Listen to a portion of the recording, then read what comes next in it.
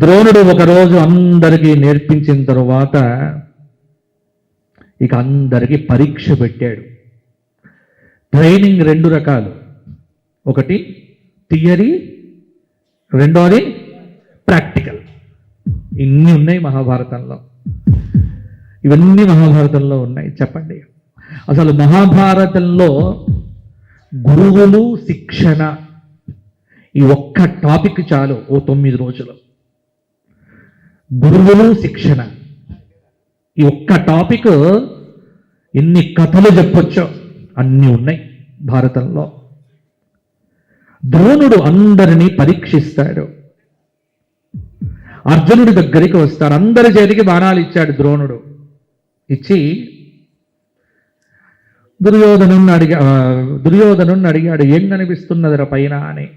గురువుగారు ఆకాశం సూపర్ ఉన్నది అన్నాడు. సరే నువ్వు పక్కన పెట్టిన బాణం అన్నాడు. ధర్మరాజుని అడిగాడు, ఏం కనిపిస్తున్నదిరా పైన అని. గురువుగారు చెట్టు ఉన్న ఆకులు కనిపిస్తున్నాయి అన్నాడు. నువ్వు పక్కన పెట్టరా అన్నాడు. భీముణ్ణి అడిగాడు, ఏం కనిపిస్తున్నదిరా పైన అని. ఆ నిఠారు కొండ మీద ఆ చెట్టు మీద అక్కడ ఉన్నటువంటి మంచి పండు కనిపిస్తున్నది గురువు గారు అన్నాడు. నువ్వు పండుగ తప్ప ఇంకోటి చూడవురా, కూర్చో అన్నాడు. అర్జునుడిని అడిగాడు, ఏం కనిపిస్తున్నది. అప్పుడు అర్జునుడు చెబుతాడు, పశ్యేనం స్థితం భాసం, పశ్యేనం స్థితం భాసం ద్రుమౌ మామపి చార్జున పశ్యామ్యేకో భాసమితి ద్రోణో పార్థో అభ్యభాషత. శివః పశ్యామి భాసస్య న గాత్రమితి సో అబ్రవీత. ఏం మాట చెప్పినాడండి. అర్జునుడిని అడిగాడు, ఎక్కువ పెడితే ఏం కనిపిస్తుంది ఎదరా అర్జున. గురువుగారు పశ్యామి చూస్తున్నా, ఏమిటి. శివః పశ్యామి ఒక పక్షి కనిపిస్తున్నది గురువుగారు. పక్షేనా? పక్షి కాదు. శివః పశ్యామి భాసస్య నగాత్రమితి సోబ్రవీత. దాని శరీరం కనిపించట్లేదు కానీ దాని శిరస్సులో కుడివైపున ఉన్న కంటి మధ్యలో ఉన్న నల్ల గుడ్డు కనిపిస్తున్నది గురువుగారు అన్నాడు. భేషణ అన్నాడు. కొట్టరా అన్నాడు. కొట్టాడు. దాని గుడ్డు వచ్చి కింద పడ్డది. ఇది దృష్టి, ఇది విజన్. అర్జునుడు ఎందుకు సుపీరియర్ అస్త్ర విద్యలో? ఇది అర్జునుడి ఏకాగ్రత, అర్జునుడి కాన్సన్ట్రేషన్, అర్జునుడి డెడికేషన్, అర్జునుడి ఇన్వాల్వ్మెంట్, అర్జునుడి యొక్క ఐక్యూ లెవెల్స్. మహా తెలివి కలిగిన వాడు, మహాప్రతిభావంతుడు అర్జునుడు. అందుకే ఒక్క మాట అన్నాడు ద్రోణుడు భుజం మీద చేయివేసి, వెరీ గుడ్. భవితా త్వత్సమో నాన్యః పుమాన్ లోకే ధనుర్ధరః. అర్జున, నీకు ఒక మాట ఇస్తున్నా. ఏమని? నీతో సమానమైనటువంటి విలుకాడు ఈ జగత్తులో ఇంకొక్కడిని ఉండడు అన్నాడు. అంత గొప్పవాడు.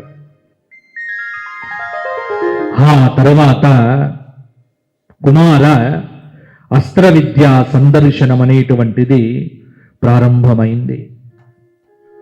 ఇక్కడ చూడండి, విలువిద్యల విన్యాసం, అద్భుతమైనటువంటి విలువిద్యల విన్యాసం అందరూ మొదలుపెట్టినారు.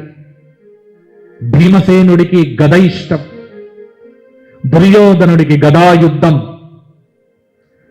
ద్రోణాచార్యుపిరుందనొప్పి కృతహస్తుల్ బద్ధ గోదాంగులీత్రానుల్ మార్గన పూరమానులు మార్గన పూర్ణతూనులు మహాధ్వనుల్ కుమారుల్ తనుత్రాణోపేతుల్ రంగమధ్యమునంతన్ నిల్చి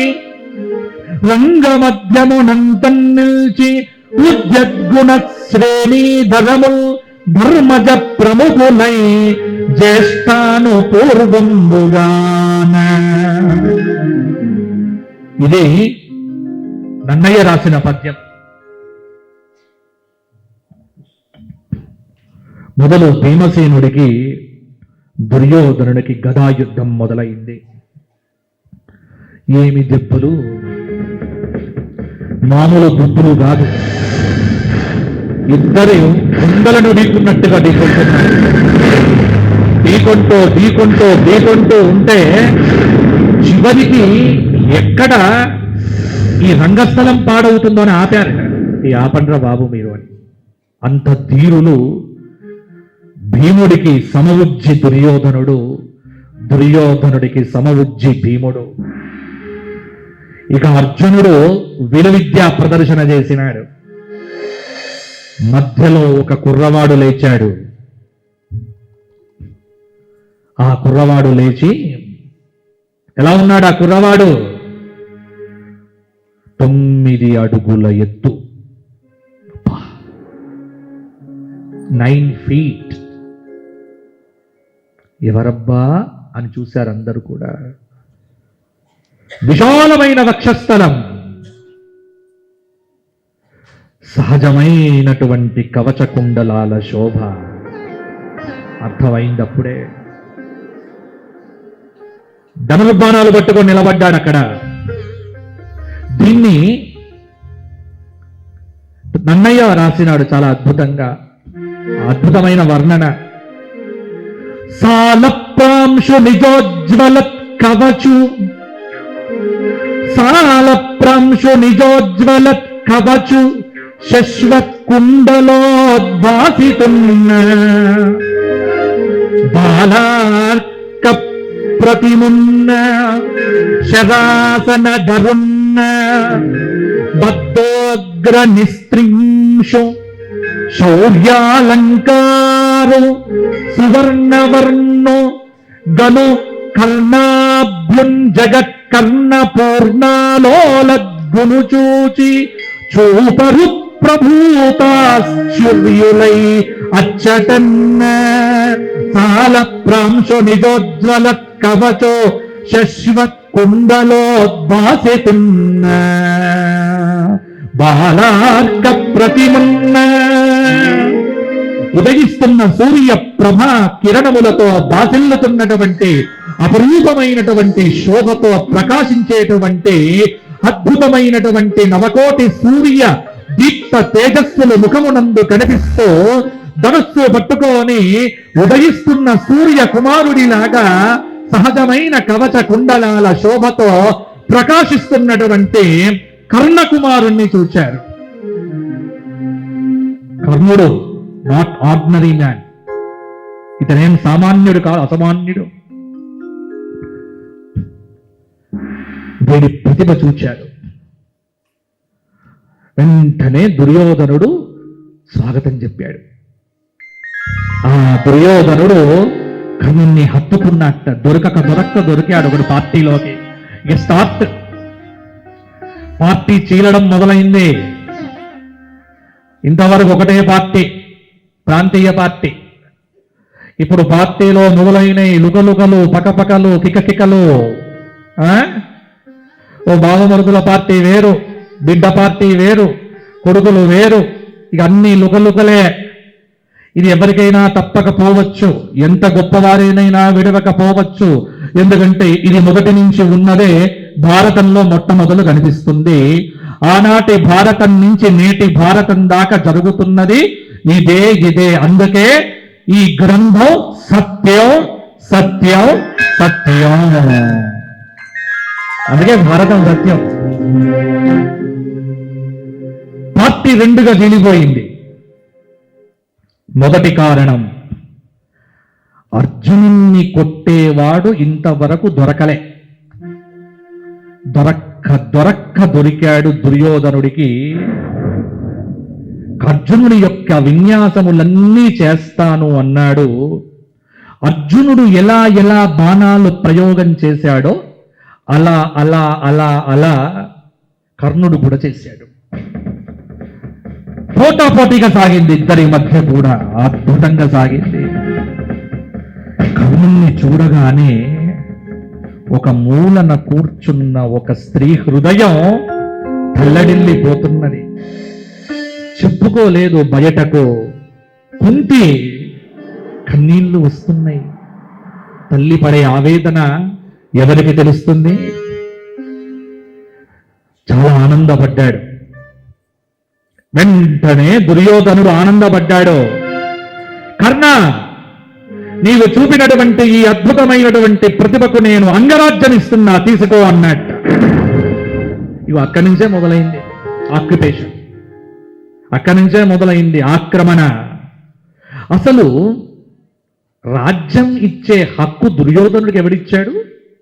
ఎవరిచ్చాడు చెప్పండి? వీడిదే కాదు రాజ్యం, కానీ ఫోజు. కొడుకు చెడ్డవాడైతే ఆ చెడ్డవాడైన కొడుకును మందలించకుండా ఉన్నటువంటి తండ్రి అలా ఉంటే ఆ మందలించని తండ్రిని ధృతరాష్ట్రుడు అంటారు, ఆ చెడ్డవాడైన కొడుకును దుర్యోధనుడు అంటారు.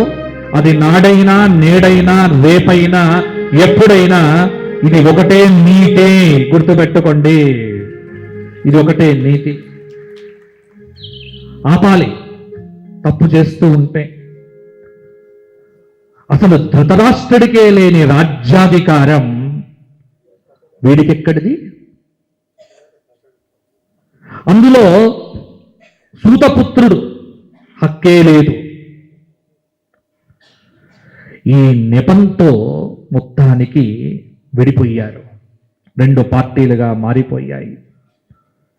దేవదానవ వ్యూహం, కర్ణ దుర్యోధనుల మైత్రే స్ట్రాంగ్ అయిపోయింది. ఒక పక్కన కౌరవ పక్షాన్ని కర్ణుడు మొట్టమొదలు చీల్చినాడు. మొదలైంది కర్ణుడు.